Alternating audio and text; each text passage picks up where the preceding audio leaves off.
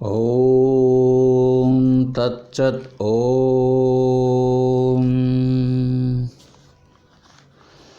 ఓం అసాంగానందగుర్వాద్యం విమలానందమధ్యమాం విద్యానందగిరిం యావత్ వందే గురుపరంపరాం.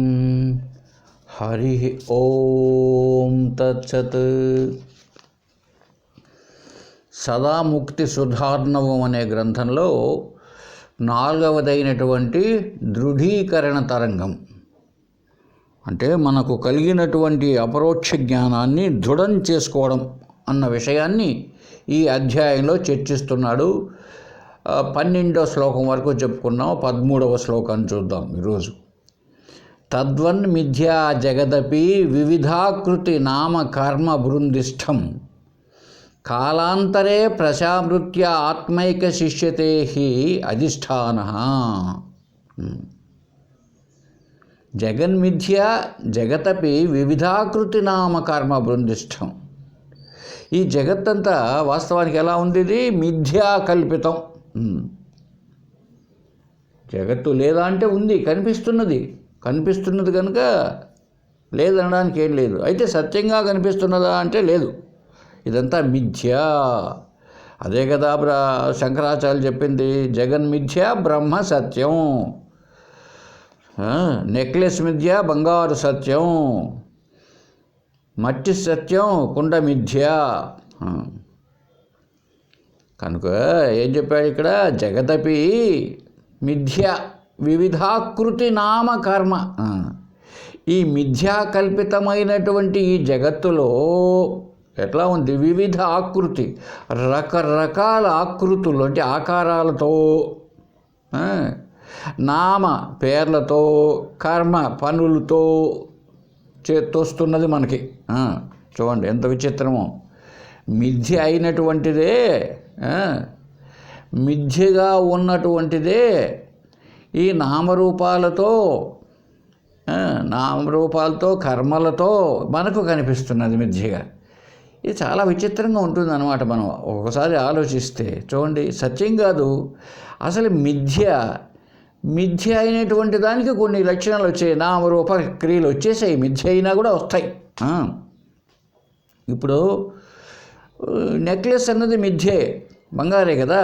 అయినా దాని తళుకు బిళుకులు, ఆ షైనింగులు ఎంత మెడలో ఎంత కల్పించిందో చూడండి. ఆ బంగారే నెక్లెస్గా ఎప్పుడైతే మనకు గోచరిస్తున్నదో దాని ఆకర్షణ ఎంత గొప్పగా ఉంటుంది చూడండి. అదే ఒక బంగారు బిస్కెట్గా తీసి అక్కడ పెట్టారనుకో టేబుల్ పైన, ఏమీ పెద్దగా ఆకర్షించదు. అది ఎప్పుడైతే నెక్లెస్గా ఒక ఫ్యాషనబుల్గా తయారైందో అది మిథ్య అయినా కూడా చాలా బాగా కనిపిస్తూ ఉంటుంది. అలాగే మనకు కూడా ఈ జగత్తంతా మిథ్య అయినప్పటికీ ఎవరు మరి? జగత్తంతా పరబ్రహ్మ స్వరూపమే, నిరాకారమైనటువంటి పరబ్రహ్మ స్వరూపం అధిష్టానంగా ఉన్నది. అటువంటి అధిష్టానమైనటువంటి ఆత్మయందు జగత్తు మిథ్యగా గోచరిస్తున్న రకరకాలైన ఆకారాలతో, పేర్లతో, కర్మలతో తోస్తున్నది. ఎప్పుడైతే మిథ్య కనుక ఏమవుతున్నది? కాలాంతరే, కొంతకాలము గడిచిపోతే తోస్తుంది అంతే. కొంతకాలం కనబడుతుంది అలాగే, చివరికి ఏమవుతుంది? అకస్మాత్తుగా లేకుండా తయారవుతుంది. లేకుండా తయారై ఏం మిగులుతుంది అప్పుడు? అధిష్టానమైన ఆత్మయే మిగులుతుంది. ఈ మిథ్య అయినది కొంతకాలానికి నశిస్తుంది. మిగిలేదేంటి? ఇంకా మిగిలేది దేనిపైన అయితే ఆధారపడేది కనిపిస్తున్నదో అది తొలగిపోతే ఏమండి ఏం కనిపిస్తుంది? అప్పుడు అది అసలైన అధిష్టానం కనిపిస్తుంది. అంతే కదండి. ఎప్పుడు కూడా ఒక దానిపైన ఆరోపించామనుకోండి, ఆరోపిత వస్తువు కొద్ది కాలమే ఉంటుంది, నశిస్తుంది. అధిష్టానమైనది అలాగే ఉంటుంది. ఏంటి ఇప్పుడు ఈ జగత్తు జీవులు వీళ్ళందరికీ ఏది అధిష్టానము? పరమాత్మ స్వరూపం. ఎప్పుడైతే ఇది ఎంత మిథ్యగా గోచరిస్తున్నదో, ఇది మిథ్య అని తెలియబడితే ఇక మిగిలింది ఆత్మయే.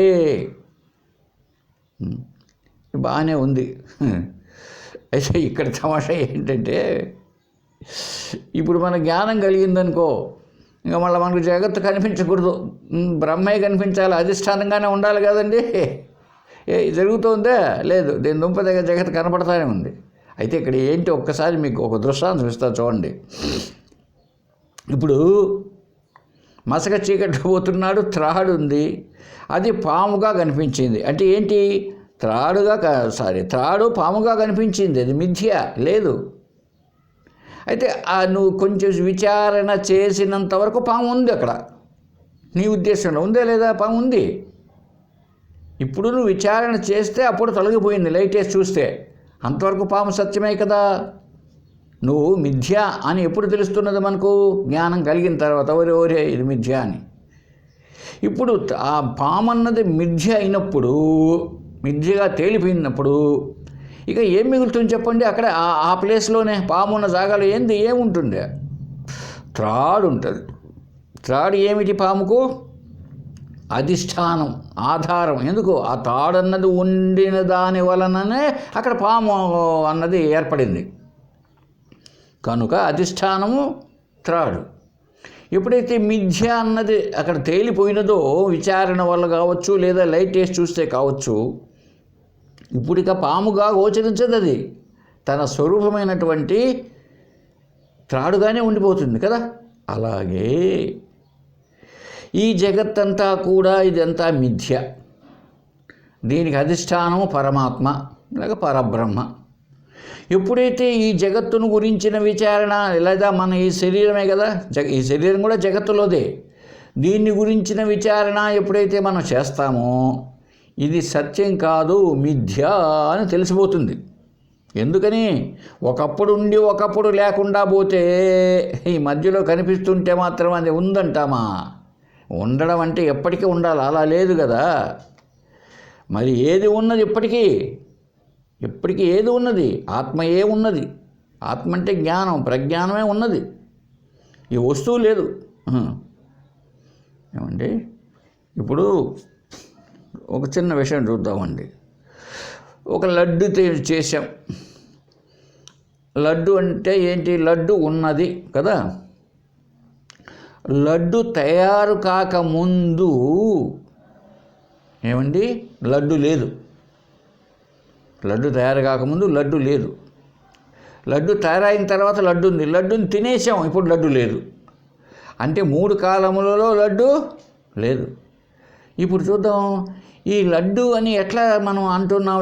దాన్ని ఒకవేళ ఎంత రూపనామాలుగా ఉన్నా లడ్డు అంటున్నాం కదా. ఆధారం ఏమిటి?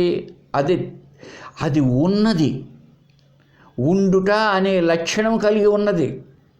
అదే సత్, అస్థి. తెలియబడుతున్నది మనకు, అంటే జ్ఞానంలో ఉంది, జ్ఞానములో ఉంది, అంటే జ్ఞానముగా ఉంది. సపోజ్ జ్ఞానముగా లేదు, తెలియబడలేదు అనుకోండి, ఇంక లడ్డు ఏమంటావు? ఏం తింటావు? లేని దాన్ని తింటావా? ఉంటుందా? ఉండదు. కాబట్టి అస్థి, లడ్డు అస్థి, ఉంది. లడ్డు భాతి, ఆ లడ్డు భాతి అంటే ప్రకాశిస్తున్నది, తెలియబడుతున్నది. లడ్డు ఆనందాన్ని ఇస్తున్నది మనకు, సుఖాన్ని, భలే రుచిగా ఉంది అని ఆనందాన్ని ఇస్తున్నది కదా. ఈ 3 లక్షణాలు ఏమండి, ఈ 3 లక్షణాలు లడ్డు యందు ఉన్నవి. ఈ 3 లక్షణాలు ఉంటేనే లడ్డు అన్నది ఉన్నది. అయితే తయారు కాకముందు లడ్డు లేదు, ఈ 3 లక్షణాల ఆధారంతో లడ్డు ఉన్నది. ఇప్పుడు చూద్దాం, కొంచెం ముందుకు వెళదాం. లడ్డు తయారు కాకముందు బూందీ ఉన్నది, అవునా? బూందీ అంటారు కదా దాన్ని. చక్కెర పాగులో ఈ బుడ్డకారాలు వేసి చేసినప్పుడు అప్పుడు బూందీ, మళ్ళీ దాన్ని పిసికి గట్టిగా చేస్తారు. కాబట్టి లడ్డు కంటే ముందు ఆ బూందీ ఉన్నది, లడ్డు లేదు. ఆ బూందీ అనేటప్పుడు కూడా అది కూడా బూందీ ఉన్నది, తెలియబడుతున్నది, అది కూడా ఆనందాన్ని ఇస్తుంది. అక్కడ కూడా లడ్డు అస్థి, బూందీ అస్థి, బూందీ భాతి, బూందీ ఆనందరూప, లేకపోతే బుద్ధి ప్రియంగా ఉంది. ఈ అస్థి భాతి ప్రియం, సత్యచిత్ ఆనందములు అనేటువంటివి లడ్డు తయారు కాకముందు కూడా ఉన్నవి. ఏమండి, ఇప్పుడు లడ్డు పగిలిపోయింది, లేకపోతే పిల్లోళ్ళు దాన్ని చంపేశారు, తినడం కాదు, దాన్ని అలా మళ్ళా చేశారు. ఇప్పుడు ఏముంది, మళ్ళీ బూందీ ఉన్నది, లడ్డు లేదు కదా. ఇప్పుడు లడ్డు అనరు దాన్ని, బూందీ. ఇప్పుడు కూడా బూందీ అస్తి, బూందీ భాతి తెలియబడుతున్నది, బూందీ ప్రియం. అంటే లడ్డు తయారు కాకముందు, లడ్డుగా ఉన్నప్పుడు, లడ్డు లేకుండా తయారు కాక, లడ్డు ఇరిగిపోయిన తర్వాత కూడా ఈ అస్థి భాతి ప్రియం అనే 3 లక్షణాలు ఉన్నాయి. లడ్డు మాత్రం 3 కాలములలో లేదు, ముందు లేదు, తర్వాత లేదు, మధ్యలో ఉంది కొంతసేపు. కాబట్టి ఇప్పుడు దీనికి ఈ లడ్డుకు అధిష్టానం ఎవరో తెలుసా? దేని ఆధారంతో ఉన్నది ఆ బూందీ కానీ లడ్డు అనేది కానీ ఇవంత? అస్థి భాతి ప్రియం, సత్ చిత్ ఆనందం. దాని యొక్క ఆధారముతో ఆ సత్ చిత్ ఆనందం అనబడే ఆత్మది, దాని ఆధారంతో ఇది లడ్డు ఉన్నది, తెలియబడుతున్నది, ప్రియంగా ఉన్నది. చూసారా? అది అంటే ఆ వస్తువుకు ఉనికి, ఆ వస్తువునకు ఎరుక ఎవరు? ఆత్మస్వరూపమే, ఆత్మలక్షణమే. కాబట్టి ఏమండి, అది అస్థిభాతి ప్రియమే. అన్ని ఈ విషయం ఒక లడ్డుగా చెప్పాము, అన్నిటి అట్లే పోల్చుకోండి. ప్రతి ఒక్కటి కూడా ఏది చూసినా అస్థిభాతి ప్రియము, ఏది చూసినా సత్ చిత్తులతోనే ఉన్నది. అది లేకపోతే ఈ వస్తువులు లేవు. ఇవి లేకపోయినా ఆత్మ ఉంటుంది, సత్యచిత్తానందాలు ఉంటాయి. కనుక అది సత్యము, ఇది మిథ్య. అలాగే జగత్తుకు, ఈ జగత్తుకు కూడా ఆధారము లేదా అధిష్టానము పరబ్రహ్మం. ఈ జగత్తంతా మిథ్య. ఈ మిథ్య అయినటువంటిది వివిధ ఆకారాలతో కనపడుతుంటే చాలా కర్మలుగా కనపడుతున్నది. ఒక ఆకారం దాల్చింది, ఒక పని చేస్తున్నది, ఒక పేరు పొందింది, ఈ మిథ్య అయినప్పటికీ. అయితే ఎట్లా ఉంటుంది? కొంతకాలం కనపడుతుంది, చివరికి అకస్మాత్తుగా పోతుంది, లేకుండా నశించిపోతుంది. ఎందుకు? అది అసత్. ఇప్పుడు అన్నాము జగత్, అది సత్ కాదు, అసత్. సత్యం కాదు, నామరూపాలు సత్యం కాదు. నామరూపాలు లేనటువంటి ఆత్మ పైన నామరూపాలు ఆరోపించబడినాయి, అధ్యాస చేయబడినాయి, భ్రాంతి పడ్డాం అంతే. అది ఎట్లా ఉంటుంది భ్రాంతి? టార్చ్ లైట్ తెస్తానే పాము ఎగిరిపోయినట్టుగా పోతుంది. అప్పుడు ఏం మిగులుతుంది? ఈ జగత్తుకు అధిష్టానమైనటువంటి ఆత్మయే మిగులుతుంది. ఈ ఆత్మయే మిగులుతుంది. ఏమి? కనుక ఈ భ్రాంతి లేక అధ్యాస ఉన్నంత వరకే జగత్తు ఇలా కనిపిస్తూ ఉంటుంది. కొంతకాలం ఉంటుంది, ఈ శరీరంతో సహా, శరీరం కూడా అనుకోండి, తర్వాత నశించిపోతుంది. మిగిలేదేంటి? ఎప్పటికీ ఉండేటువంటి ఏది ఆత్మస్వరూపం అలాగే ఉంటుంది. అధిష్టానం మాత్రం ఎప్పటికీ మారదండి, ఆధారం ఎప్పటికీ మారదు. ఇప్పుడు బంగారుతో మళ్ళీ వస్తున్న బంగారుకే నెక్లెస్ తయారైందండి. నెక్లెస్ ఇరిగిపోయింది, మళ్ళీ బంగారుగా అయింది. అప్పుడు ఏం చేస్తారు? ఆ బంగారు పనివారి దగ్గరికి పోయి, ఈసారి మీరు నెక్లెస్ చేర్చకుండా గాజులు చేర్చుకున్నారనుకోండి, అప్పటికి బంగారే ఉంది, ఆ గాజులు కూడా విరిగిపోయినాయి అనుకుందాం. ఆ తర్వాత దేనికో పిల్లలకి కమ్మలు చేయించాల్సి వచ్చింది, ఆ బంగారుతోనే కమ్మలు చేయిస్తారు. అంటే అధిష్టానమైనది అనేక రూపనామాలు చెందుతూ ఉన్నది. ఏమండి? అధిష్టానముగా ఉన్నదేదో అనేక రూపనామాలుగా కనపడుతున్నాయి. అధిష్టానమునందు మార్పు లేదు, కానీ అనేక నామరూపాలు పొందినటువంటి అసత్ అయినటువంటి అచిత్ అయినటువంటి ఈ నామరూపాలతో తోచే ఇతరవంతా కూడా నశిస్తున్నది. కొంతకాలం ఉంటుంది, పోతుంది. అవునా కదా? బాగా లౌకికంగా విచారణ చేసి చూద్దాం మనం. కనుక అలాగే జగత్తంతా అంతే. జగత్తుకు ఆధారం పరమాత్మ, పరబ్రహ్మ, ఆత్మ, జ్ఞానం. అది ఉంటేనే, జ్ఞానం ఉంటేనే ఇది ఉంది. జ్ఞానం లేకపోతే ఎట్ట తెలుస్తుంది? జ్ఞానమే లేదనుకోండి, మనకు తెలివి లేదనుకోండి. తెలివి అంటే ఇంటెలిజెన్స్ కాదు, ఇక్కడ ఎరుక, స్ఫురణ. జ్ఞానం అంటేనే ఒక లౌకిక జ్ఞానం కాదు, స్ఫురణ, స్మృతి, ప్రజ్ఞానం, అది బ్రహ్మ. అది ఉంటేనే అన్నీ తోస్తున్నాయి. అంటే దానిలో ఉన్నాయి అన్నీ. లైట్ ఉంటేనే వస్తువులన్నీ కనపడుతున్నాయి. లైట్ లేకపోతే వస్తువులు ఉన్నాయి అని చీకట్లో ఎవరు చెప్పగలుగుతాడు? అలాగే జ్ఞానం ఉంటే అన్నీ. కాబట్టి జ్ఞానమే ఆధారం, ఆత్మయే ఆధారం. అధిష్టానంగా ఉన్నది మాత్రం మారదు, ఆరోపించింది మాత్రం నశిస్తూ కొంతకాలం ఉంటుంది. మళ్ళీ వద్దాం సముద్రం దగ్గరికి. ఒక్కసారి ఎన్నో అలలు కనపడుతున్నాయి, నీళ్లు పైకి తుంపర్లన్నీ పైకి లేస్తున్నాయి, బుడగలు వస్తున్నాయి. ఏమండి, ఇన్ని వచ్చినా కూడా వీటన్నిటికీ ఆధారం నీరు. ఈ అలలు కొద్ది కాలం ఉంటాయి, పోతాయి. ఆ నీరే అధిష్టానముగా ఉన్నప్పుడు ఈ అలలుగా ఆరోపించబడినాయి, భ్రాంతిని కలిగించాయి మనకు. నేను వేరుగా ఉన్నా, ఆ నీటి కంటే నేను వేరుగా ఉన్నా అన్నటువంటి మాయను మనకు కల్పించింది. వాస్తవానికి నీరే అలా అయినా ఎలా ఉంది? అలా ఒకటి పుట్టింది, పైకి లేచింది. అంటే దానికి ఒక అల అనే పేరు. చూసారండి, ఒక ఆకారము, ఒక కర్మ. ఏం కర్మ చేస్తున్నది అది? అది ఒడ్డు వరకు వస్తుంది, నువ్వు పోతే లాగేస్తుంది లోపలికి. అయితే సత్యమా? అలా లేదు. చూసారండి, సత్యమైన నీటి యందు ఒక అల అనే పేరు, ఒక ఆకారము, ఒక కర్మ జరుగుతున్నది కదా. ఎంతసేపు ఉంటుంది అలా? కొంచెంసేపు ఉంటుంది, నశిస్తుంది. ఇది మిగిలేదేది? అలా నశిస్తే నీరు కదా. అలాగే ఇప్పుడు మనం ఈ సృష్టి అంతా కూడా పరమాత్మ ఎందే పుడుతున్నది, ఉంటున్నది, నశిస్తున్నది. అదే కదండి మనకు పోతన గారు భాగవతంలో రాశారు, గజేంద్ర మోక్షంలో. ఎవ్వనిచే జనించు జగము ఎవని లోపలండు, లీనమై ఎవని ఎందుడిందు, పరమేశ్వరుడెవ్వడు మూల కారణం వెవ్వడు అని. ఎవనిచే జనించు జగము, ఈ జగత్తంతా ఎవరి నుంచి అయితే కల్పించబడుతున్నదో, ఎవని లోపలుండు, ఎవరిలో అయితే ఉన్నదో, లీనమై ఎవని ఎందుడు, మళ్ళా లీనమైపోతే ఎవరిలో కలిసిపోతుందో అతడండి ఆత్మ, అతడు ఈశ్వరుడు. అంటే ఎవరప్పటికీ జ్ఞానంలోనే పుడుతుంది, జ్ఞానంలోనే ఉంటున్నది, జ్ఞానంలోనే నశిస్తున్నది. కనుక అది అధిష్టానం, ఆత్మయే అధిష్టానం. ఈ జగత్తంతా ఎవరిలో ఉంది? చూడు అర్జునా అని విశ్వరూప సందర్శనం చూపించాడు.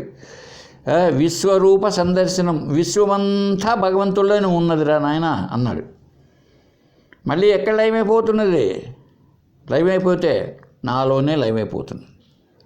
ఆ భగవంతుని కాసేపు అక్కడ పెడదామండి మనం, ఆత్మను లౌకికంగా చూద్దాం. చూడండి, లౌకికంలో చూద్దాం. మనము రాత్రి నిద్రపోయినామండి, గాఢ నిద్రపోయామనుకోండి, పగలంతా ఉన్న ప్రపంచమంతా ఏమైపోయింది? మనలో లీనమైపోయింది. లీనమైన తర్వాత ఎవరు మిగిలారు? నేనే మిగిలిన. నా శరీర మనోబుద్ధులతో సహా, భార్య బిడ్డలు, ప్రపంచం, దేవుళ్ళతో సహా అంతా ఏమైపోయినారు? నాలోనే లీనమైనారు. తెల్లారి లేస్తూనే ఒక్కసారి మెలకువలోకి వచ్చామనుకోండి, మెలకులోకి వస్తూనే తెల్లవారుతూనే అప్పుడే అంతవరకు లేదు, ప్రపంచం లేదు, నేను లేను, నేను అనబడే జీవుడు లేడు, ఏమి లేదు. ఇప్పుడు లేస్తూనే వచ్చిందండి. ఎక్కడి నుంచి రావాలి? ఇంక వస్తే నాలో నుంచి రావాలా? వేరే వాళ్ళు ఎవరు తెచ్చిపెట్టలేదు. అక్కడ లేస్తూనే చేతులు చూసుకొని ఒక్కసారిగా కరాగ్రే వసతే లక్ష్మీ, కరమధ్యే సరస్వతి, కరమూలేచు గౌరీచ అని మొదలు పెట్టావు. ఇంకా దేవతలు వచ్చేసారు. అప్పటికే నువ్వు లేచావు కాబట్టి అమ్మగారు టీ తెచ్చారు. చూసారు, వీళ్ళంతా ఎక్కడి నుంచి వస్తున్నారు? ఇప్పుడు మెలకువలో నుంచే వచ్చేస్తున్నారు. నీ జాగ్రత్తలు. తర్వాత రాత్రికి కళ వస్తానే, ఆ కళ్ళలో మళ్ళీ ఇంకొక ప్రపంచం పుట్టింది. ఆ పుట్టిన ప్రపంచం అంతా ఎక్కడ పోయింది? మళ్ళీ నీలేకే పోయింది. ఇది మామూలుగా జరుగుతూనే ఉంది. కాబట్టి అధిష్టానము నేనే. దీనికి మంచి స్వప్న దృష్టాంతం బాగా మనకు దృఢం కలిగిస్తుంది. కలంతా వచ్చిందంటే ఎక్కడి నుంచి వచ్చింది? నిద్రపోయే నాలో నుంచి వచ్చింది. అంటే ఏమిటి అర్థం? నా జ్ఞానంలోనే. అక్కడ ఎవరు కారును తయారు చేసి పెట్టలే కలలో కారును ఎవరో తెచ్చి పెట్టలేదు. నా జ్ఞానమే దాన్ని కల్పించింది. కాసేపు ఎంతసేపు ఉంటుంది ఇది. తర్వాత మళ్ళీ కళ అయిపోతానే మెలక వస్తానే పోయింది. మిగిలింది నేను అనబడే జ్ఞానమే, నేను అనబడే ఆత్మే. కనుక ఎప్పుడైతే మనకు ఆత్మజ్ఞానం కలుగుతుందో ఈ జగత్తు మిథ్యగా ఉన్న జగత్తంతా నశించిపోతుంది. మిగిలేది నశించిపోతుంది అంటే అర్థం లేకుండా పోవడం అన్నది కాదు, ఉన్నా కూడా లేనిదే అది. అందువల్లనే ఆత్మ లక్షణాలు చెబుతూ ఏం చెప్పాడు చూడండి ఉపనిషత్తు కూడా. తస్మాత్ అందువలన సాకారం అనిత్యం నిత్యం నిరాకారం ఇది. అదే చూడు, సాకారం ఆకారంతో ఉండేది ఏదైనా సరే అది అనిత్యం. అది నామరూపాలతో ఏది కనిపిస్తావో అదంతా కూడా అనిత్యం, ఎల్లప్పటికీ ఉండదు. దేనికైతే నువ్వు నామరూపాలు కల్పించావో, ఒక ఆకారాలు కల్పించావో అదే సాకారం. అది నిత్యమైనది కాదు. మరి మనం ఎందుకు సాకారాన్ని కల్పించుకుంటున్నాం? ఉన్న పరమాత్మ ఒకడే కదా. ఆ పరమాత్మను రాముడిని, కృష్ణుడిని, వెంకటేశ్వరుని ఎందుకు కల్పించుకుంటున్నాం? అనిత్యం, అనిత్యమే. అయితే ఎందుకు? మనకు ధ్యానం చేసుకునే సౌలభ్యం కోసం మనం అలా ఏర్పాటు చేసుకున్నాం. మన చేత చేయబడ్డాడు ఆ దేవుడు, అంతే. కాబట్టి సాకారం అనిత్యం, ఎప్పటికీ ఉండదు. అది నిత్యం నిరాకారం. నిరాకారం అనేది ఏదో అది నిత్యం. ఆకారం లేనిది నిత్యం ఎల్లప్పటికీ ఉంటుంది. అందువల్ల నువ్వు సాకారోపాసన చేసినా శబల బ్రహ్మ అంటారు. శబల బ్రహ్మ రూపంతో ఉండేది అది సాకార బ్రహ్మ. సగుణ బ్రహ్మ అని పేరు దానికి. సగుణం, గుణములతో అంటే ఒక ఆకారం, రూపాలు, నామాలు, ఇంక లక్షణాలతో ఉండేదాన్ని సగుణ బ్రహ్మ. ఆయనే మనం చెప్పుకుంటే దేవుడు. ఏ దేవుడైనా కానీ, రాముడు కానీ, కృష్ణుడు కానీ, ఎవరైనా కానీ అది సగుణ బ్రహ్మ, సాకారంతో. కనుక అనిత్యం.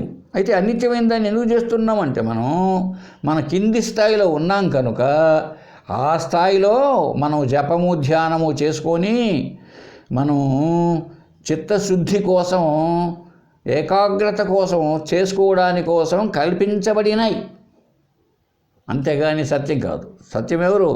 నిరాకార బ్రహ్మ, నిర్గుణ బ్రహ్మ.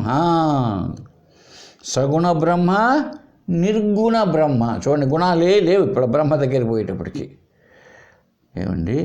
కాబట్టి ఆకారంతో ఏదైతే ఉంటుందో అది అనిత్యం. నిత్యం ఏది మరి? నిరాకారం. ఆకారము, రూపనామాలు లేనిది ఏంటో అది నిత్యం. ఈ జగత్తంతా ఎటువంటిది? నామరూపాలతో ఉన్నది. ప్రతిదానికి ఒక పేరు, ఒక ఆకారము, ఒక రూపము, ఒక క్రియ. ఇది అనిత్యం. అనిత్యమైనది ఎట్లా ఉంటుందండి అనే ప్రశ్న వేయచ్చు మనం. నిత్యము యొక్క ఆధారముతో. చూసారండి? అనిత్యమైనది ఎలా ఉంటుందండి, ఎలా కనిపిస్తున్నది అంటే నిత్యమైన దాని ఆధారంతో. ఇప్పుడు ఒక సినిమా హాల్కి కూర్చున్నామండి టికెట్ తీసుకొని. అక్కడ తెల్లటి తెర ఉన్నది ఒకటి. మనం కూర్చునేటప్పుడు ఇంకా సినిమా బిగిన్ కాలే. అది అలాగే ఉంటుంది. అది రేపు ఉంటుంది, రాత్రికి ఉంటుంది, మొన్ననాడు కూడా ఉంటుంది, 4 రోజులు ఉంటుంది. మనం పోని ముందు రోజు కూడా ఉంది. అది సినిమా ఉన్నప్పటి నుంచి ఉంది ఆ తెర. ఇప్పుడు ఈరోజు సినిమా వేశారు అక్కడ. అంతా ఎవరెవరో ఆ సినిమాలో కొట్టుకున్నారు, రక్తం పారింది, పాటలు పాడుకున్నారు, నడు రోడ్డు మీద మనుషులంతా కలిసి కోతులు ఎగిరినారు. అంతా అయిపోయింది 3 గంటలకి. ఇప్పుడు ఏముంది తెలిసినా అక్కడ సినిమా అయిపోయింది, సమాప్తం. ఏముంది? తెరే ఉంది.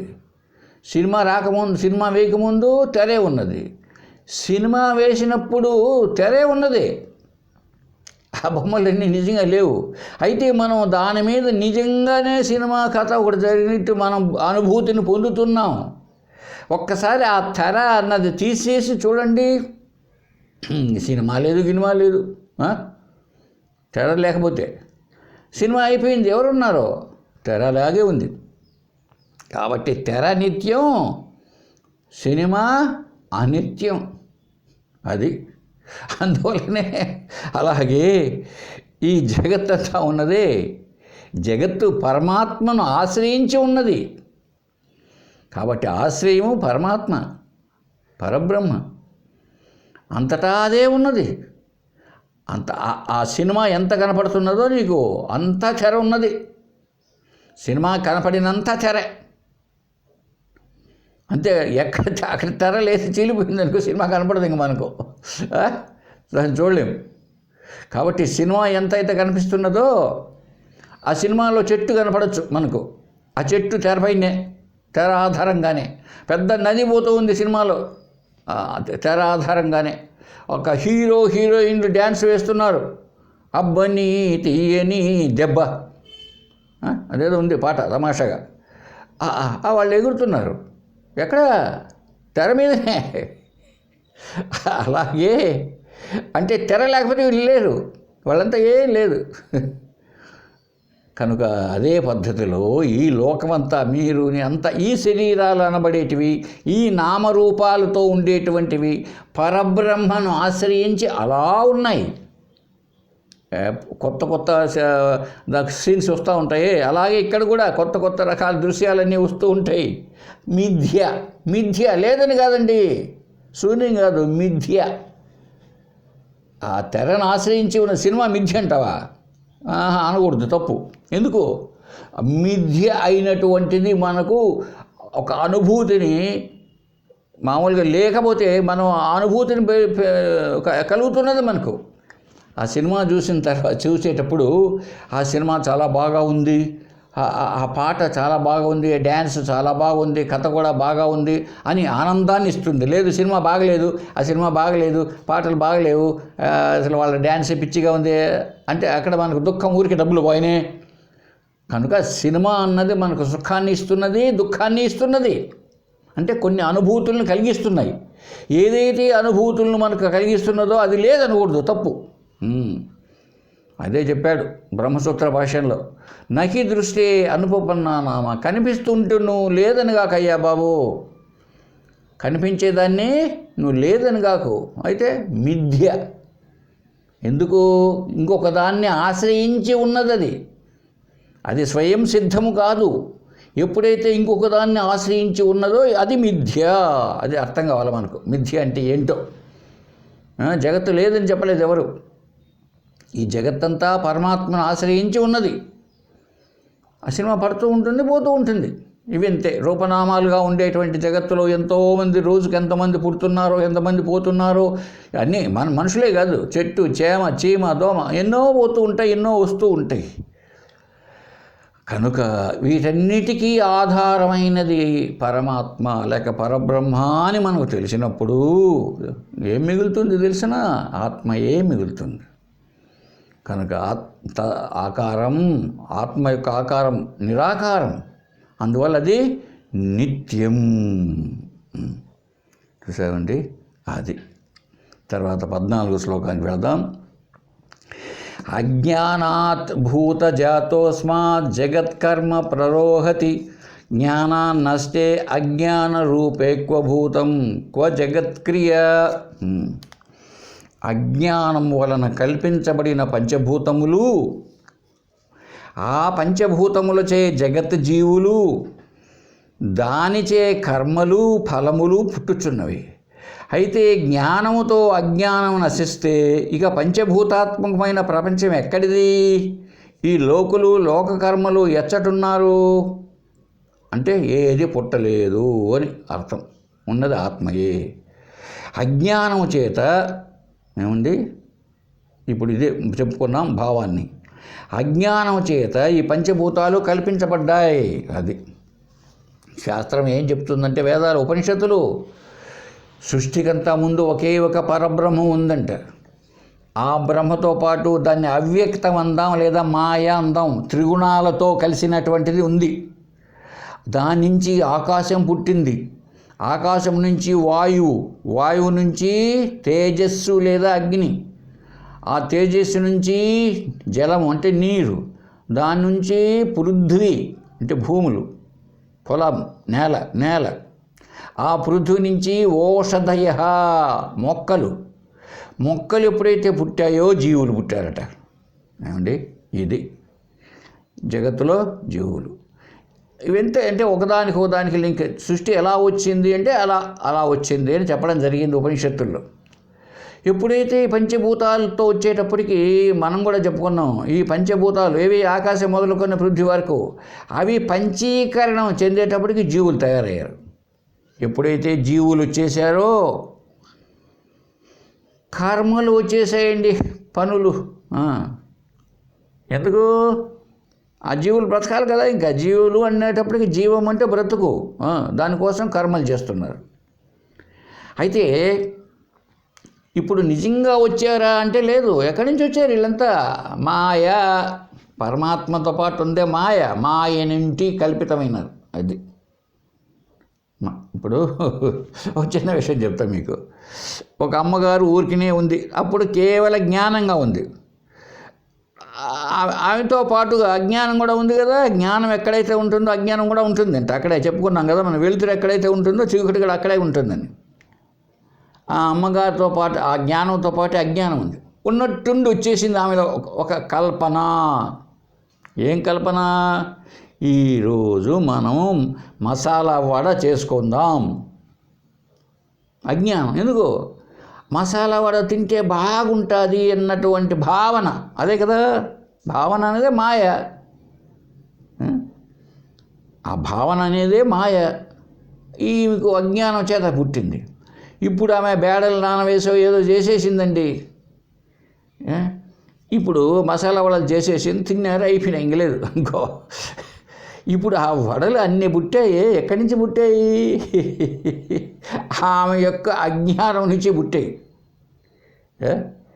ఆ అజ్ఞానం ఎక్కడుంది? ఊరికే ఉన్న ఆమెలో ఉంది. ఊరికే ఉన్నప్పుడు జ్ఞానమే ఉంది ఆమెకు. ఆ జ్ఞానంలో ఒక కదలిక వచ్చింది, అదే మాయ.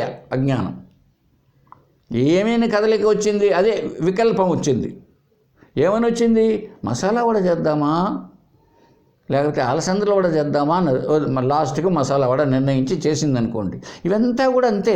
ప్రతి ఒక్కటి జ్ఞానంలో అలా కదులుతుంది. ఎందుకు కదలాలి అంటే అదే అజ్ఞానం.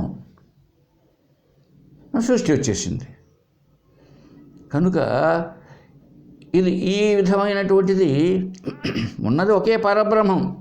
పరబ్రహ్మం నుంచి ఇలా జీవులు వచ్చేసారో ఇకంతా కూడా కర్మలు, దాని ఫలితాలు. ఈ కర్మలు ఫలితం చేసేటప్పుడు ప్రారబ్ధం అనుభవిస్తూ కర్మలు చేస్తూ ఉంటాడు. ఆ కర్మకు తగిన ఫలితాలు వస్తూ ఉంటాయి జీవులకు. ఆ ఫలితాలను అనుభవించడానికి మళ్ళీ జన్మలెత్తుతూ ఉంటాడు. అంతే. కర్మ జన్మ కర్మ ఫలితం. కర్మ ఫలితం రావాలి కదండి తప్పక. ఏ పని చేసినా దానికి ఒక ఫలితం ఉంటుంది. అది పుణ్య ఫలితమా, పాప ఫలితమా, మిశ్రమ ఫలితమా, దాన్ని బట్టి మళ్ళీ వచ్చి చేస్తూ రావాల్సిందే. ఎప్పుడైతే జ్ఞానం కలిగిందో ఇప్పుడు అజ్ఞానం పోయిందండి. జ్ఞానం కలుగుతూనే అజ్ఞానం నాశనమైంది. ఎప్పుడు అయిపోయిందో ఇక ఈ పంచభూతాలతో పంచభూతాత్మకమైన ప్రపంచం ఎక్కడుంది అంటే కొట్టుకోపోతుందా సార్? కొట్టుకొని పోదు. ఎన్నిసార్లు చెప్పాము. ఇప్పుడు అది ఉన్నా లేనిదే. అప్పుడు అది ఉన్నా కూడా లేనిదే అయిపోతుంది. ఇక కర్మలు ఏమవుతాయి? ఇప్పుడు కర్మలు కూడా కర్మ చేసేవాడు ఎవడో అర్థం చేసుకుంటే తాను కర్తగా కానప్పుడు, తాను కర్తే కానప్పుడు ఆ కర్మ యొక్క ఫలితం తాను భోక్త అవుతాడా? ఎవడైతే కర్తగా ఉంటాడో వాడే భోక్త. కర్మలు ఎవడు చేస్తాడు, నేను చేస్తున్నానని ఎవడు చేస్తాడో వాడే అనుభవిస్తాడు. కానీ కర్మలు చేయనివాడు కర్మ ఫలితాన్ని ఎందుకు అనుభవిస్తాడండి? కనుక ఎప్పుడైతే ఇవంతా లేకుండా పోతాయో అప్పుడు ఈ పంచభూతాలు లేవు, ఇవంతా ఏమీ లేవని తెలిపోతుంది. అప్పుడేమైంది? ఏం మిగులుతుందిగా? మిగిలేది అని పరమాత్మ స్వరూపమే. అది కనుక ఎప్పుడైతే జ్ఞానం కలుగుతుందో అజ్ఞానం లేకుండా పోతుంది. ఇక అజ్ఞానమే లేకుండా పోతే ఇక అజ్ఞానం చేత కల్పించబడినటువంటి పైవి కర్మలు, జగత్తు, జీవులు అంతా ఎక్కడుండారు? ఎక్కడ లేరు. ఉన్నది ఒకే ఒక పరమాత్మ. కాబట్టి జ్ఞానం వల్లనే సర్వం అంతా తెలియబడుతుంది. అందుకోసమే శాస్త్రం ఏం చెప్తున్నదంటే, సత్ ఇదం పరమ అద్వైతం స్వస్మాద్ అన్యదన్యస్య వస్తునో అభావాత్ నహి అన్యదస్తి కించిత్ సమ్యక్ పరమార్థతత్వబోధో హి. ఏ పరమ అద్వైతం అంటున్నామే మనం, పరమాత్మను, పరబ్రహ్మను, అది ఒక్కటే సత్య పదార్థం. అదే ఇక దానికంటే భిన్నమైన వస్తువు ఏది లేదు, ఉన్నది అదే. ఎప్పుడైతే ఈ విషయం తెలిసి వస్తుందో, ఈ పరమార్థ తత్వం తెలిసి వస్తుందో, నహి అన్యదస్తి, ఇక రెండవది ఏదీ లేదు. రెండవది ఏదీ లేదు. ఎప్పుడు తెలిసి వస్తుందో ఇంకా రెండవదంటూ లేదు. ఉన్నది ఒకటే, అదే ఉన్నది ఒకటే అధిష్టానంగా. ఒకవేళ అనేకంగా కనిపిస్తున్నా అదే ఉన్న ఒక్కటే అనేకంగా ఉన్నది, అంతే. ఉన్నదే అనేకంగా ఉన్నది, ఏకంగా ఉన్నదే అనేకంగా ఉన్నది. అనేకంగా ఉన్నది విడివిడిగా అలా లేదు. అనేకమని నువ్వు అంటున్నది అది ఏకమైనదే. ఏదైనా చూడండి, ఏ విషయంగా అయినా చూడండి మీరు. అదో కనిపిస్తున్నదండి ఇల్లు. ఇల్లు అనేది సింగులర్ కదా, ఏకవచనం. అదే కదండి, అదో వాళ్ళ ఇల్లు కనిపిస్తున్నది అంటాం. ఇల్లు ఒకటేనా? ఒకటే. ఒక్కసారి ఈ ఏకమైన దానిలో అనేకాన్ని చూడండి. ఎన్ని కిటికీలు, వాకిళ్ళు, గోడలు, ఆ గోడల్లో మళ్ళీ ఇటుకలు, సున్నము, లేదా సిమెంటు, నీరు, పైన ఇనప రాడ్సు, కమ్మీలు, ఇనప కడ్డీలు, కొయ్య, చెక్కలు, తలుపులు. ఏందండి ఇవన్నీ? తెలుస్తుందా మీకు? మరి ఎక్కడ ఇల్లు అంటే ఏంటి అర్థం? అనేకంగా కనిపిస్తున్నప్పటికీ ఒకటిగా. ఈ దృష్టి అందరికీ ఉందండి. చూడండి, మన అందరికి లేదా? ఇది ఉంది. మరి ఎక్కడ ద్వైతం? ఎక్కడ చెప్పండి? ఎక్కడ ద్వైతం? అద్వైతం తప్ప. అయినా మనం ఎందుకో అద్వైతాన్ని బట్టి కొంచెం అర్థం కాక మనసును సరి చేసుకోలేక, ఇల్లు కనపడుతున్నదంటే మరి అనేకమే, అయితే ఒకటే లేదు. కనిపిస్తుందండి చెట్టు, బాగా కనపడుతుంది చెట్టు. అది ఏ చెట్టు? వేప చెట్టు అనుకోండి, అది బహుశ్ చెట్టు. ఒకసారి ఆలోచించండి, పైన ఆకులు, రెమ్మలు, కొమ్మలు, మొదలు, వేళ్ళు, ఎన్నండి ఇది? అనేకమే. అనేకం కూడా ఎట్లా ఉంది? ఏకంగానే ఉంది బాబు. అనేకం కాదు, అది ఏకమే. ఏకం కాబట్టి కదా నువ్వు సింగులర్, ఏకవచనంలో కదా నువ్వు చెప్తున్నావు చెట్టు. అనేకమే. మరి అలాగే ఈ పంచభూతాలు అనేకం కావచ్చు, జీవులు అనేకం కావచ్చు, ఉన్నది ఒకటే పరమాత్మ.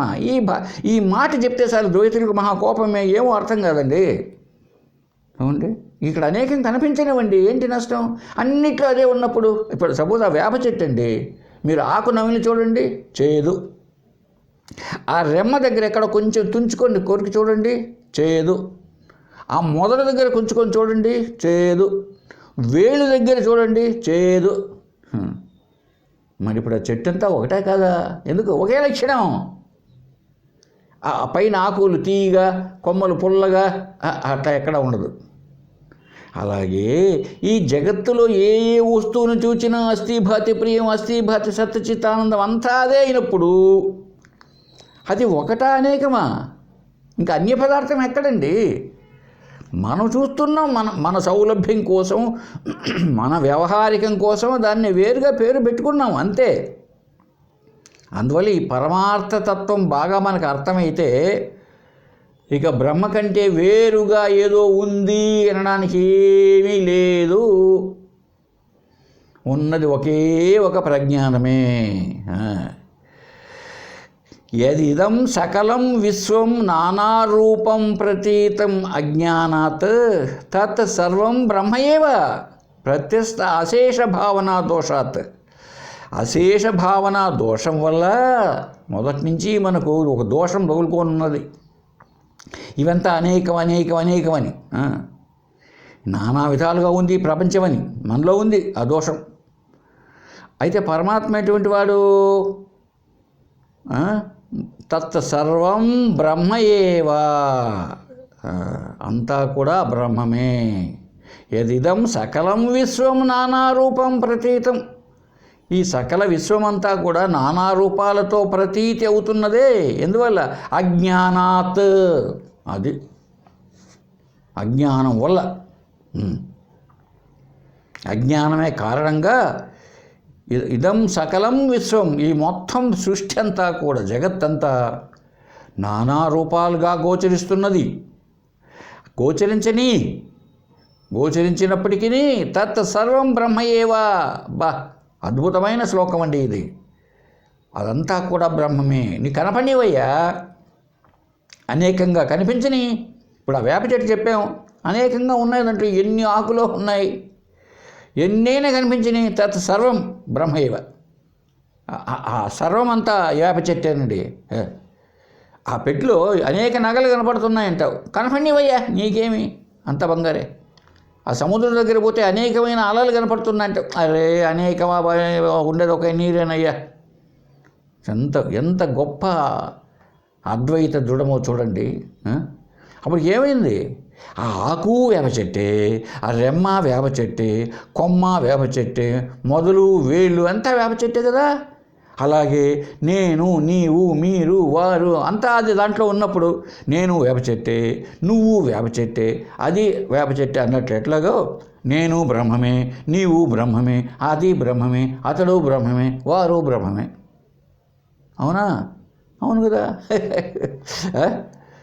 కాబట్టి తత్ సర్వం బ్రహ్మయేవ. అబ్బా, మళ్ళీ చెబుతాం ఈ శ్లోకాన్ని. యత్ ఇదం సకలం విశ్వం నానారూపం ప్రతీతం అజ్ఞానాత్. అది ఈ కనిపించే సకలమంతా విశ్వం నానా రూపాలుగా కనిపిస్తున్నది, ప్రతీతి అవుతున్నది అజ్ఞానాత్. తత్ సర్వం బ్రహ్మయేవ. అది ఏ బ్రహ్మ? ఆయన కూడా ప్రత్యస్థ అశేష భావనా దోషాత్. ఆ సమస్త భావనా దోషరహితమైన బ్రహ్మమే. ఇక నువ్వు ఏ భావన చేయలేవు. దోషములు లేనట్టి బ్రహ్మ అంతా కూడా బ్రహ్మమే. బ్రహ్మ తప్ప రెండవది లేదు. అలాగా అయిపోతుంది అంతా. ఈ విషయాన్ని వివేక చూడమణిలో చెప్తున్నాడు శంకరాచార్యులు వారు. చూడండి, మృత్కార్యభూతోపి మృదో న భిన్న కుంభోస్తి సర్వత్ర తు మృత్స్వరూపాత్ న కుంభరూపం పృథగస్తి కుంభ కుతో మృషా కల్పిత నామ మాత్ర. తాత్పర్యం చూద్దామండి. మట్టి యొక్క కార్యమైనను కడవ దానికంటే భిన్నమైనది కాదు. ఏలయనగా మృత్తికా స్వరూపంగా కారణంగా కడవ రూపము మృత్తిక కంటే భిన్నమైనది కాదు. కాబట్టి మట్టి యందు కల్పితమైన నామమాత్రపు కడవకు వేరుగా సత్తా ఎక్కడ ఉన్నది? ఇది ఈ శ్లోకానికి భావం. మట్టి కారణము, కుండ కార్యము. అది కార్యకారణ సంబంధంగా చెప్తున్నాడండి ఇక్కడ ఈ శ్లోకంలో. బంగారు కారణము ఏమండి, నెక్లెస్ కార్యము, నీరు కారణము, అల కార్యము. ఏమైనా కారణం లేకపోతే కార్యము ఉండదు. అంటే కారణమే కార్యముగా కనిపిస్తూ ఉంటుంది. అలాగే పరమాత్మ కారణము, సృష్టి కార్యము. ఏమండి, ఇప్పుడు మట్టి యొక్క కార్యమైన కడవ ఉన్నది కదండి. ఇప్పుడు మట్టి కంటే అంటే మట్టి కారణంగా ఉపాదాన కారణం అంటామే మనం, మెటీరియల్ కాజ్. ఆ ఉపాదానం, ఆ మెటీరియల్ కుండకు మట్టి అయినప్పుడు మట్టి కంటే వేరుగా కడవ ఉన్నదండి? మట్టిని వదిలిపెట్టి కడవ ఉందా? లేదు. ఉందండి? లేదు. అంటే మట్టి స్వరూపంగా కారణంగా ఉన్నది కడవే. కాబట్టి మట్టి కంటే భిన్నమైందా? వేరెట్లా అవుతుంది? ఇప్పుడు కారణం మట్టి అయినప్పుడు ఆ మట్టి కంటే కడవలో వేరైన వస్తువే లేనప్పుడు కడవగా కనిపించినప్పటికీ అది మట్టే కదా. ఏమండి? అయితే మరి ఎక్కడి నుంచి మట్టి ఎందు కల్పితమైన నామమాత్రపు కడవ, అది మట్టిలో కల్పించారు ఈ నామాలు, కడవ, కుండ, చట్టి, బాణ, ఇలాగా అంతా మట్టే. కల్పితమైన నామమాత్ర కడవకు వేరుగా ఉనికి ఉన్నదా?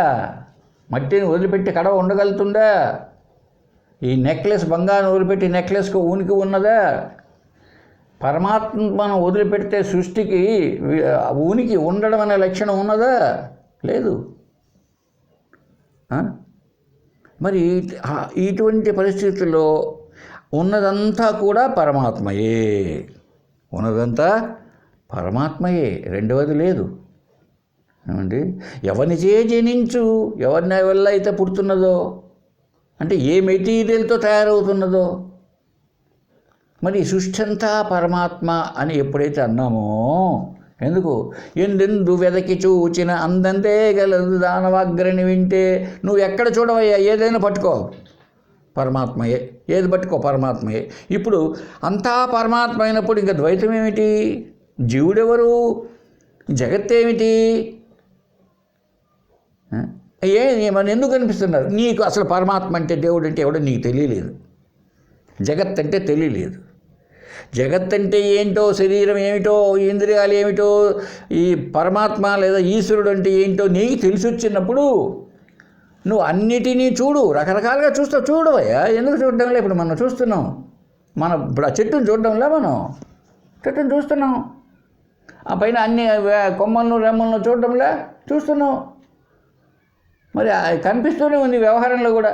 ఎంత కొమ్మలు రెమ్మలు ఎంత ఉన్నా అది వేప చెట్టు అంటూ ఉన్నావా లేదా నువ్వు? అలాగే మన దృష్టికి రావాలండి. పారమార్థికంగా సత్యమైన పరబ్రహ్మమే ఉన్నది, వ్యవహారికంగా జగత్తు ఉన్నది, అంతే కదా. ఇప్పుడు ఆ చెట్టు కొమ్మలు రెమ్మలు లేవు అంటే లేవు అని చెప్పం మనం. ఉన్నాయి, ఎక్కడున్నాయి? అన్ని చెట్టులోనే చెట్టు అనే దాంట్లో ఉంది. చెట్టే లేకపోతే కొమ్మలు రెమ్మలు ఉంటాయండి? ఎక్కడి? కాబట్టి కొమ్మలు రెమ్మలు ఆకులు చెట్టును ఆశ్రయించే ఉన్నాయి. కాబట్టి ఇప్పుడు చెట్టుగా చూచేది మనం నేర్చుకుంటే, తెలుసుకుంటే అప్పుడు ఒక్కటే, అదంతా ఒక్కటే. అలాగే జగత్తును అన్నీ చూద్దాం, జగత్తును అనుభవిద్దాం, అన్ని పనులు చేద్దాం. ఇప్పుడు అందువల్ల కదా వేప చెట్టుకు పుల్ల తీసుకొని పండ్లు తోముకుంటాడు. ఆ వేప యొక్క ఆకులు తీసుకొని ఎవడో పండ్లు తోముడు, దంతములు. ఆ వేప చెట్టు యొక్క చిన్న పుల్ల తీసుకొని పళ్ళు తోముతాడు. కానీ ఆ వేప మొదలు ఉంటుంది లావుగా, దాన్ని పట్టుకొని తోముతాడా ఎవడైనా? తోముడు. ఎందుకు? అదే లౌకికంలో వ్యవహారిక సత్తానేమో వ్యవహారికంగా వ్యవహరించవలసినదే. ఈ రెండు దృష్టిలు మనకు ఉండాలండి, ఉంటాయి కూడా. జ్ఞానం కలిగితే ఉన్నది ఒకటే అనేకంగా కనిపిస్తున్నది, ఉన్న నీరే అలలుగా కనిపిస్తున్నది అన్న జ్ఞానం లేదు మనకు. అలాగే మనం పట్టుకోవాలి అద్వైతాన్ని, అప్పుడే మనకు దృఢపడుతుంది. ఏమండి? నెక్స్ట్ క్లాస్లో చూద్దాం. ఓం తత్సత్. ఓం పూర్ణమదః పూర్ణమిదం పూర్ణాత్ పూర్ణముదచ్యతే పూర్ణస్య పూర్ణమాదాయ పూర్ణమేవావశిష్యతే. ఓం శాంతి శాంతి శాంతి. ఓం సర్వేషాం స్వస్తిర్భవతు. ఓం సర్వేషాం శాంతిర్భవతు. ఓం సర్వేషాం పూర్ణం భవతు. ఓం శాంతి శాంతి శాంతి.